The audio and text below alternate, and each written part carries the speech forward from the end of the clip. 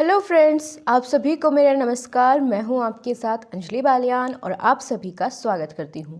दोस्तों, आज की वीडियो में करने वाले हैं यह है दीक्षा ऐप सामाजिक अध्ययन यानी एसएसटी का असाइनमेंट नंबर 16। इससे पहले के 15 असाइनमेंट मैं आपको कंप्लीट करा चुकी हूं। यदि आपने नहीं देखा है तो आप प्लेलिस्ट में जा कर के देख सकते हैं। मैंने अलग प्लेलिस्ट आपके लिए बना दी है दीक्षा ऐप एसएसटी असाइनमेंट के नाम से। वहाँ आपको पहले असाइनमेंट्स बाकी मिल जाएंगे। तो आज हम दोस्तों इस वीडियो में असाइनमेंट नंबर 16 से लेकर 22 तक कंप्लीट करेंगे और बस फिर एक वीडियो में फिर 23 से लेकर के 31 तक सभी असाइनमेंट आपके कंप्लीट हो जाएंगे। तो चलिए फ्रेंड्स, बिना किसी देरी किए शुरुआत करते हैं आज के असाइनमेंट की। असाइनमेंट नंबर 16, कानून का निर्माण किसके द्वारा किया जाता है? तो ये किसके द्वारा किया जाता है? यहाँ आपका ऑप्शन नंबर सी सही हो जाएगा। आपको आंसर बताती हुई चलूँगी। आगे, अमेरिकी व्यवस्थापिका को कहा जाता है? कांग्रेस।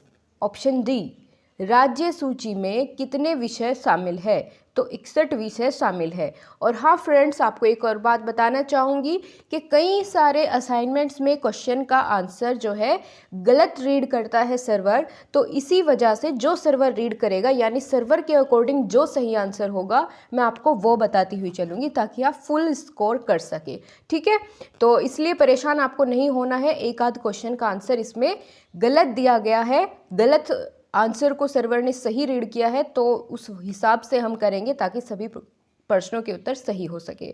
ऑलराइट गाइस, और आपकी एसएसटी क्लास बहुत ही जल्द आने वाली है क्योंकि आप सभी जानते हैं कि बहुत ही ब्रॉड इसका सिलेबस है आपका। बहुत ज़्यादा चीज़ें इस बार आपको एसएसटी में देखने को मिलेगी, पढ़ने को मिलेगी। बहुत बड़ा सिलेबस है, तो बहुत जल्द एसएसटी की क्लासेस की शुरुआत की जा रही है एक भयंकर बढ़िया तरीके से।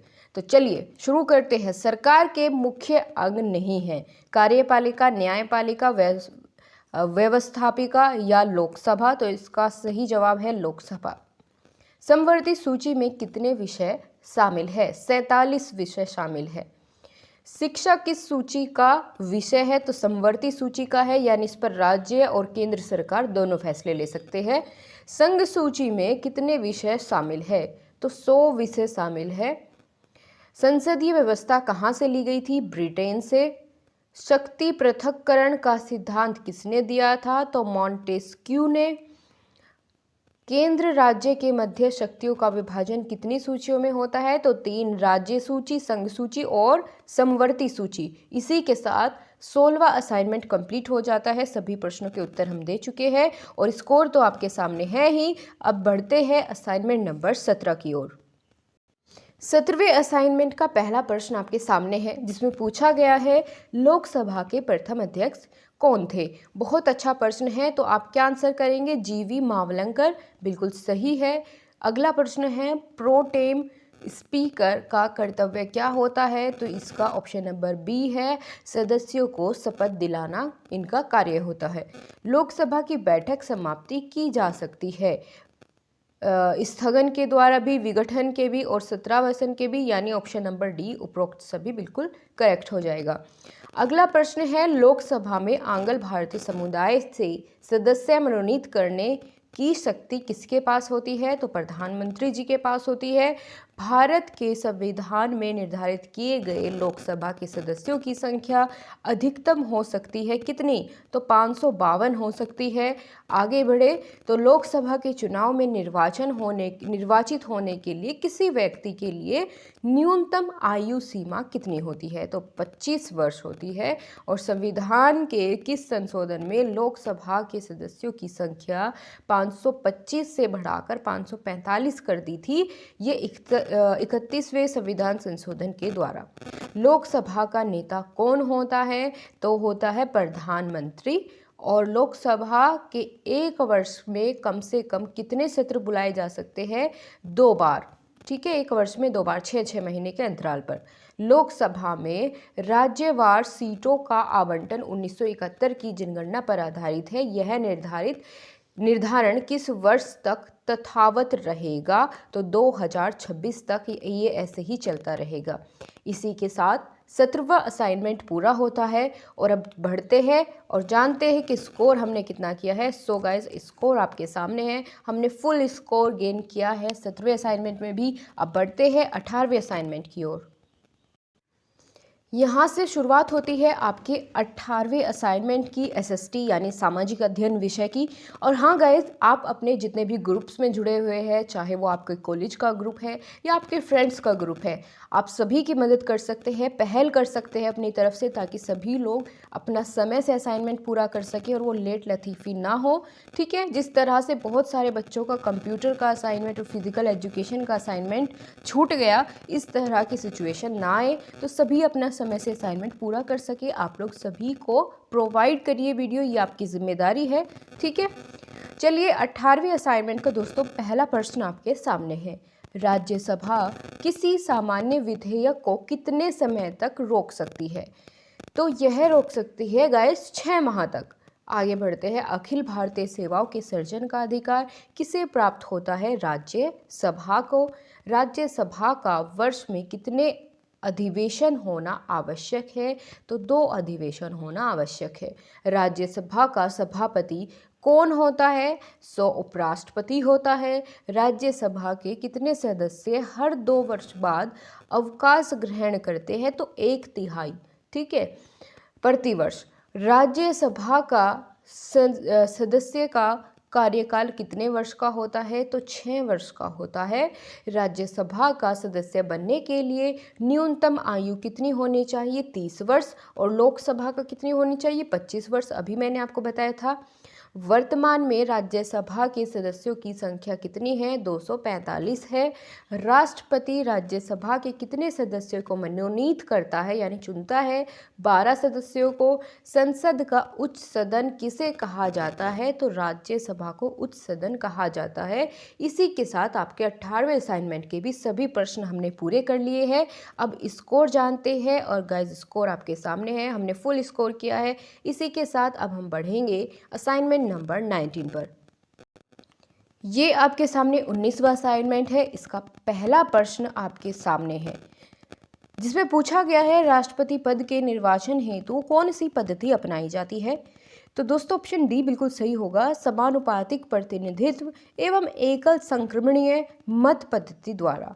अगला प्रश्न है, राष्ट्रीय आपात की व्यवस्था किस अनुच्छेद में निहित है? यह निहित है 352 अनुच्छेद में।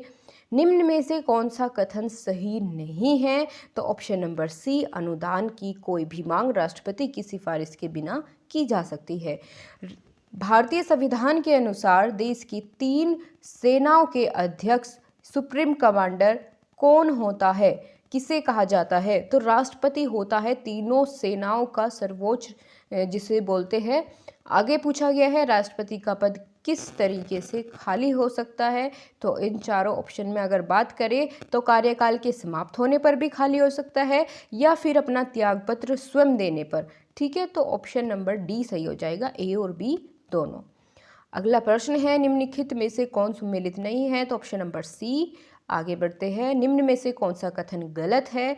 आपका पहला ही कथन गलत है। राष्ट्रपति के चुनाव में राज्य विधानसभा के निर्वाचित और मनोनीत सदस्य भाग लेते हैं। अगला प्रश्न है, जिसमें पूछा गया है आपसे राष्ट्रपति बनने के लिए कौन सी योग्यता होनी चाहिए? दोस्तों अगर देखा जाए तो ये सभी योग्यताएं होनी चाहिए। ठीक है, तो ऑप्शन नंबर डी हम इसमें चूज़ करें। 35 वर्ष की आयु होनी चाहिए, राज्यसभा का सदस्य चुने जाने की भी योग्यता होनी चाहिए और भारतीय नागरिक भी हो। बीच वाला बी ऑप्शन नहीं होगा, ए और सी दोनों सही है, इसका मतलब डी इसमें करेक्ट हो जाएगा। राष्ट्रपति के चुनाव में कौन भाग लेता है? तो संसद के दोनों सदनों के निर्वाचित सदस्य, ए ऑप्शन सही हो जाएगा। संविधान का कौन सा अनुच्छेद कहता है कि भारत का एक राष्ट्रपति होगा? यह कहता है 52। इसी के साथ आगे बढ़ते हैं और सबमिट कर देते हैं।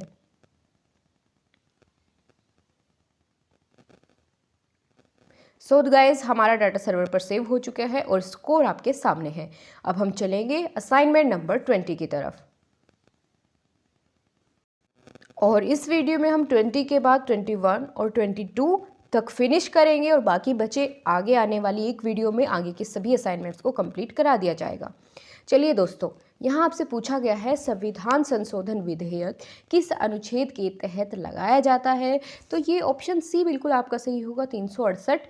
अगले प्रश्न में पूछा गया है निम्नलिखित कथनों में से कौन सा कथन असत्य है, तो डी राष्ट्रपति संयुक्त बैठक की अध्यक्षता करते हैं, ये गलत है। दोनों सदनों से पारित विधेयक किसके हस्ताक्षर द्वारा अधिनियम बन जाता है, तो राष्ट्रपति के हस्ताक्षर होते ही वह अधिनियम बन जाता है। किस पर गतिरोध दूर करने हेतु लोकसभा और राज्यसभा की संयुक्त बैठक बुलाई जाती है, यह हो जाएगा दोस्तों ऑप्शन ए सामान्य विधेयक। संयुक्त बैठक किसके द्वारा बुलाई जा सकती है, तो राष्ट्रपति बुला सकते हैं संयुक्त बैठक। इसके बाद आपसे पूछा गया है वित्त विधेयक का उल्लेख किस अनुच्छेद में किया गया है, अनुच्छेद 117। धन विधेयक के संदर्भ में किसे विशेषाधिकार प्राप्त है, तो आप इसमें से क्या चुनेंगे, लोकसभा, बिल्कुल सही है। साधारण विधेयक पर सदन में कितनी बार वाचन होता है, तो 3 बार वाचन होता है। विधेयक कहाँ प्रस्तुत किया जा सकता है, उच्च सदन में भी, निम्न सदन में भी, सदन के किसी भी सदन में, या मंत्रिमंडल की बैठक में, तो मंत्रिमंडल की बैठक में। यहाँ पर गाइज आपका संसद के किसी भी सदन में, ये सही हो जाएगा। उसके बाद आपसे पूछा गया है कानून का निर्माण किसके द्वारा होता है, तो राज्यसभा, लोकसभा, राष्ट्रपति या उपरोक्त सभी के द्वारा। ठीक है, सभी कानून बनाने के लिए ही है। अब आगे बढ़ते हैं। इसी के साथ हमने 20वां असाइनमेंट पूरा कर लिया है। अब अपना स्कोर चेक करेंगे और डाटा को सर्वर पर अपलोड करेंगे। यहाँ पर इसी के साथ आप स्कोर देख सकते हैं, हमारा फुल स्कोर है। अब चलिए दोस्तों 21वें असाइनमेंट पर चलते हैं। सो गाइस, यहाँ पर इसी के साथ शुरुआत हो जाती है आपकी 21वें असाइनमेंट की। और मैं आपको बताना चाहूँगी कि आपके असाइनमेंट की जो लास्ट, इससे एक और बाद में आपकी क्लास आएगी जिसमें आपके 31 तक सभी असाइनमेंट पूरे करा दिए जाएंगे। उसके तुरंत बाद आपकी क्लासेस रेगुलर शुरू हो जाएगी, जैसे पहले चलती थी। हिंदी की आपकी क्लास रेगुलर मिलेगी आपको, ठीक है। उसके लिए आपको परेशान नहीं होना है। और बाकी बचे जो कुछ विषय हैं उनको भी बहुत जल्द शुरू किया जा रहा है। तो आप लोग सभी अपने नोट्स बनाते रहे और बहुत बेहतरीन तरीके से तैयारी अपनी करते रहे। चलिए गाइज, अब हम बढ़ते हैं और 21वें असाइनमेंट का पहला प्रश्न देखेंगे। भारत में वित्तीय आपात की घोषणा किस अनुच्छेद के तहत होती है, 360 अनुच्छेद के तहत। किस संविधान संशोधन के अनुसार भारत में 18 वर्ष के व्यक्ति को मतदान का अधिकार मिला, तो 61वें संविधान संशोधन के द्वारा। किस संविधान संशोधन के अनुसार भारत में 18 वर्ष के व्यक्ति को मतदान का अधिकार मिला, सेम क्वेश्चन पूछ लिया गया है। तो 61वें संविधान संशोधन के द्वारा। राष्ट्रपति को उसके कार्यों के संपादन व सलाह देने हेतु प्रधानमंत्री और मंत्रिपरिषद का उल्लेख किस अनुच्छेद में उल्लेखित है, अनुच्छेद नंबर 74। राज्यों में संवैधानिक तंत्र के विफल होने से किस अनुच्छेद के द्वारा राष्ट्रपति शासन लगाया जाता है, तो राष्ट्रपति शासन अनुच्छेद 356 के तहत लगाया जाता है। भारत देश का संवैधानिक प्रधान कौन होता है, राष्ट्रपति होता है। भारत संघ की कार्यपालिका की शक्ति किसमें निहित होती है, तो राष्ट्रपति में होती है। और राष्ट्रपति अपना त्यागपत्र किसे देता है, उपराष्ट्रपति को देता है। राष्ट्रपति किस अनुच्छेद के द्वारा अध्यादेश जारी कर सकता है, तो अनुच्छेद 123 के द्वारा अध्यादेश जारी कर सकता है। भारतीय संघ की वास्तविक कार्यपालिका शक्ति निहित होती है, तो आपका ऑप्शन नंबर डी आ जाएगा। यहाँ पर प्रधानमंत्री व उसके मंत्रिमंडल में। राष्ट्रपति की आपातकालीन शक्तियाँ भारतीय संविधान के किस भाग में वर्णित है, तो भाग 18 में। और संविधान के किस अनुच्छेद में मंत्री के नियुक्ति की व्यवस्था है, यह हो जाती है अनुच्छेद 75 में। ठीक है, इसी के साथ यहाँ पर हम अपना 21वां असाइनमेंट भी पूरा कर लेते हैं और आपके देखते हैं कितने क्वेश्चन सही हमने किए हैं। तो गाइज, हमारे सभी प्रश्नों के उत्तर एकदम करेक्ट है। सभी अभी तक जितने हमने किए सभी आपके मॉड्यूल्स या असाइनमेंट्स कह सकते हैं, सभी एकदम सही है। अब हम चलेंगे आज के लास्ट असाइनमेंट पर, असाइनमेंट नंबर 22। तो यहाँ आपके सामने असाइनमेंट नंबर 22 यानी आज की इस वीडियो का लास्ट असाइनमेंट। और उसके बाद के बचे असाइनमेंट एक वीडियो में और हम ख़त्म कर देंगे 31 तक। उच्च न्यायालय के न्यायाधीश की नियुक्ति में कौन भाग नहीं लेता है? तो यह है राज्य का मुख्यमंत्री। उच्चतम न्यायालय का गठन संबंधी प्रावधान किस अनुच्छेद में है? अनुच्छेद 124। उत्तर प्रदेश का उच्च न्यायालय स्थित कहाँ है? प्रयागराज में, जिसको हम इलाहाबाद बोलते थे। उच्च न्यायालय के न्यायाधीशों की सेवानिवृत्ति की आयु कितनी होती है? 62 वर्ष होती है। सर्वोच्च न्यायालय के न्यायाधीशों की सेवानिवृत्ति की आयु है कितनी? 65 वर्ष। आगे बढ़े, भारत का सर्वोच्च न्यायालय कहाँ स्थित है? तो नई दिल्ली में स्थित है सर्वोच्च न्यायालय, यानी सुप्रीम कोर्ट। आगे बढ़ते हैं, उच्च न्यायालय के न्यायाधीश की नियुक्ति हेतु योग्यताएं क्या होनी चाहिए? तो भारत का नागरिक भी होना चाहिए, कम से कम 5 वर्ष तक न्यायाधीश के पद पे भी रहा हो और 10 वर्षों तक वकील रहा हो। तो यानी ये सभी योग्यताएं उसमें होनी चाहिए। आगे बढ़ते हैं, उच्च न्यायालय के मुख्य न्यायाधीश का वेतनमान कितना है? कितना वेतन उसको दिया जाता है? तो 2,25,000 प्रति माह, महीने की इनकम होती है। ये आप देख सकते हैं। सर्वोच्च न्यायालय के अधिकार क्षेत्र के कितने वर्ग है? तो 3 वर्ग है। आगे बढ़े, सर्वोच्च न्यायालय के न्यायाधीश के कार्यकाल की आयु सीमा कितनी होती है? 65 वर्ष होती है। जिला और अधीनस्थ अदालतें किस केस अंतर्गत होती है? तो उच्च न्यायालय के अंतर्गत होती है। उच्च न्यायालय के मुख्य न्यायाधीश की नियुक्ति कौन करता है? राष्ट्रपति जी करते हैं। इसी के साथ हमारा 22वां असाइनमेंट हो जाता है कंप्लीट। सभी प्रश्नों का उत्तर हमने दे दिया है। सबमिट करके अपना स्कोर चेक करेंगे। और गाइज, अगर आपको वीडियो से हेल्पफुल मिली है सो लाइक ज़रूर करें। हमारा स्कोर पूरा है, ठीक है। बहुत अच्छे से हमने सभी असाइनमेंट्स को कंप्लीट किया। अगर आपको पसंद आया है सो गाइज लाइक और अपने दोस्तों के साथ शेयर ज़रूर करें। धन्यवाद। आपसे फिर से मुलाकात होगी अगली वीडियो में। तब तक के लिए अपना ध्यान रखिए और खुश रहिए।